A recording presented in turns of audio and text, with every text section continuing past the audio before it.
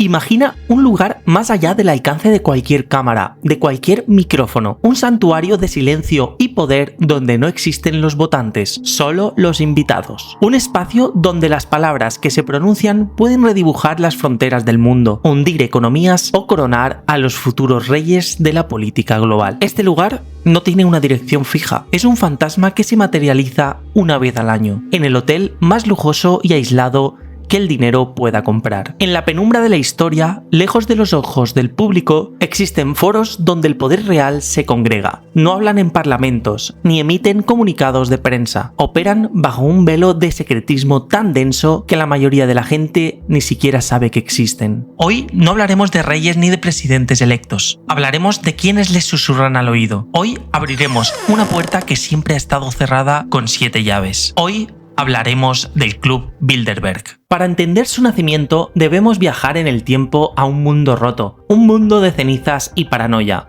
La Segunda Guerra Mundial había terminado, pero sus cicatrices supuraban desconfianza. En Europa, el fantasma del comunismo recorría el continente y con él crecía un peligroso sentimiento antiamericano. Muchos veían el Plan Marshall no como una ayuda, sino como una colonización económica. La alianza que había derrotado a Hitler se estaba resquebrajando. Fue entonces cuando dos hombres decidieron que las conversaciones más importantes no podían dejarse en las manos de la ruidosa diplomacia política. El primero, el príncipe Bernardo de Holanda, fue una figura carismática y de alta riqueza, aunque con un pasado controvertido por sus antiguas conexiones con el partido nazi. El segundo, Joseph Ratzinger, un estratega polaco en el exilio, un hombre sin rostro para el gran público, pero conocido en los círculos internos como el Maquiavelo gris de la política europea. Ellos entendieron que, para unificar a Occidente contra la amenaza soviética, necesitaban crear un puente, pero no un puente de acero y hormigón, sino uno de susurros, confianza y secretos compartidos. Idearon un plan, un foro de invitación exclusiva, un lugar secreto donde la élite de Norteamérica y Europa, líderes políticos de primer nivel, los magnates que controlaban la industria, los banqueros que movían el capital del mundo, los directores de agencias de inteligencia, filósofos y académicos pudieran hablar libremente, sin prensa, sin actas, sin consecuencias. Su primer encuentro, en mayo de 1954, le dio nombre al grupo, el Hotel Bilderberg, en el pequeño pueblo holandés de Oosterbeek. El objetivo oficial era noble: fomentar el diálogo y fortalecer la Alianza Atlántica para evitar una tercera guerra mundial. Pero el método elegido, el secreto absoluto, fue la semilla de la que, durante décadas, brotarían las más oscuras y persistentes sospechas. Imagina esa habitación. En ella se sientan las 130 personas más influyentes del planeta. Durante 3 días, con una agenda que abarca desde la inteligencia artificial y la ciberguerra hasta el futuro del sistema financiero global, debaten, discuten y tejen relaciones. Y todo lo que se dice muere en esa habitación. Se rigen por una regla sagrada. Esta regla es, al mismo tiempo, simple y terriblemente eficaz. Permite a los asistentes usar la información que obtienen en las reuniones, pero les prohíbe terminantemente revelar la identidad o la afiliación de la persona que se la ha proporcionado. Es el mecanismo perfecto para la honestidad brutal y para la conspiración indetectable. Un pacto de silencio que convierte cada asistente en cómplice y guardián del secreto. El lugar del encuentro es un misterio hasta pocas semanas antes.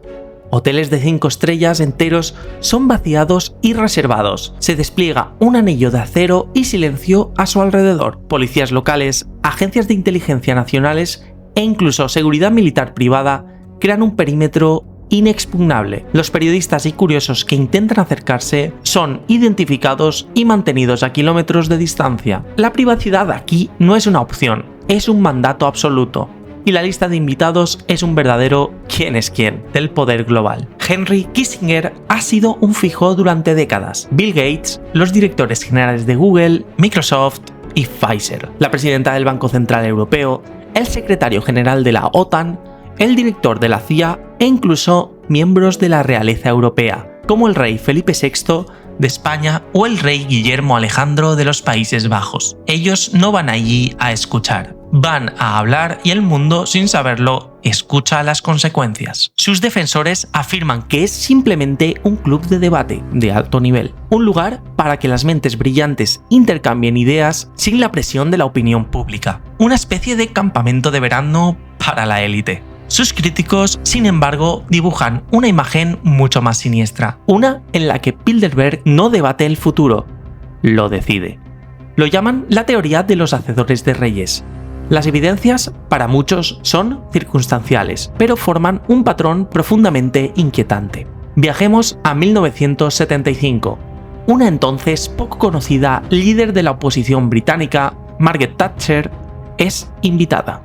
4 años después, se convierte en la primera ministra, la dama de hierro que cambiaría el Reino Unido para siempre.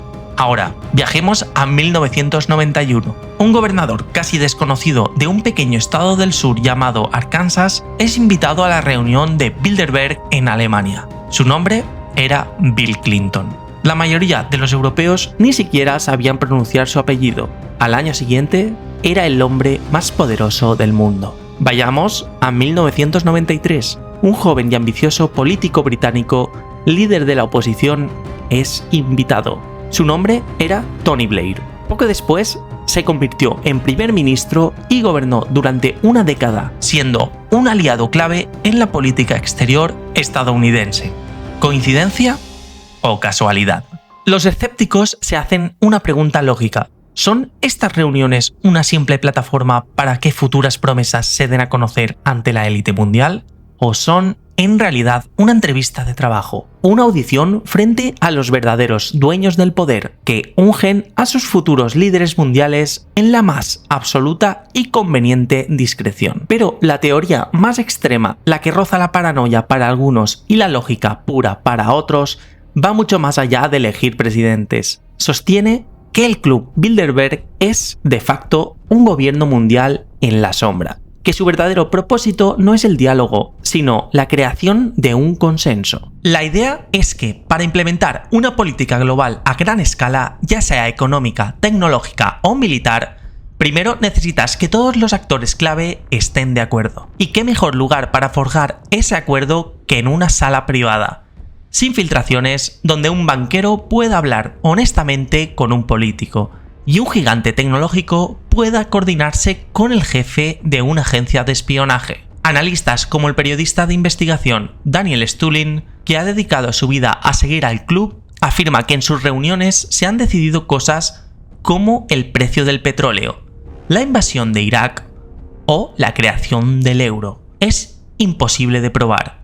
Es el crimen perfecto, porque no deja rastro documental. Pero cuando uno mira la lista de asistentes y la compara con los grandes eventos mundiales que suceden poco después, la duda es inevitable. La crisis financiera del 2008 fue precedida por reuniones de Bilderberg, donde el estado de los mercados hipotecarios era un tema central en la agenda. El auge de las redes sociales y la preocupación por la desinformación se discutió en Bilderberg años antes de que se convirtiera en una crisis pública. ¿Cómo puede un grupo tan poderoso que se reúne en secreto para discutir asuntos que nos afectan a todos no tener una influencia directa y planificada en el curso de la historia? La falta de transparencia no es un defecto del sistema, es el sistema. Sus miembros, las pocas veces que han hablado, dirán que el secretismo es necesario para la honestidad, que sin la presión de la prensa pueden hablar con una franqueza que la diplomacia pública simplemente no permite. Quizás tengan razón. Quizás estas reuniones han evitado guerras y prevenido crisis económicas peores, o quizás han provocado otras en beneficio de la exclusiva élite que se sienta en esa mesa. Nunca lo sabremos con certeza. No hay actas, no hay grabaciones, no hay comunicados. Solo el testimonio de los hombres y mujeres más poderosos del planeta, por un férreo pacto de silencio. Son un fantasma en la maquinaria del mundo, un fantasma que cada año se materializa en un hotel de lujo, redibuja los hilos invisibles del poder y se desvanece de nuevo en la niebla, dejando tras de sí solo un rastro de especulación y las silenciosas consecuencias de sus actos. La próxima vez que veas una crisis financiera global, una guerra inesperada o un nuevo líder ascender de la nada al escenario mundial, quizás te preguntes si la primera conversación, la conversación que de verdad importó, no tuvo lugar allí. Pero esa puerta, una vez abierta, no tiene por qué cerrarse del todo. Si crees que hay verdades ocultas en la penumbra y quieres que este mensaje llegue a más gente, deja tu me gusta. Es una señal. Y si quieres acompañarme en el próximo viaje a los pasillos secretos del poder, suscríbete y activa esa campana. Hay muchos más secretos esperando a ser contados. Nos vemos en el siguiente vídeo.